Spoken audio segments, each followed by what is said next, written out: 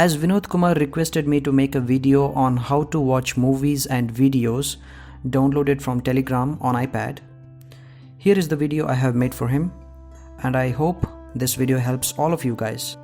So to continue this process, first you have to click on the Telegram and then go to the movies you are wishing to download. And here is a movie I have saved, and I'm going to download this.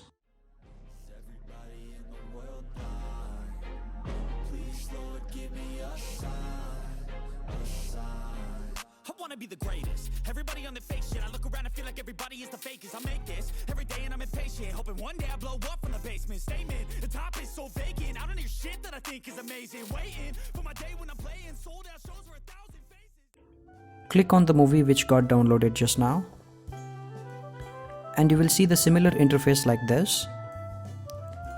And then click on the share button, and then go to save to files. Then go to on my iPad and then click save button. So now click on done.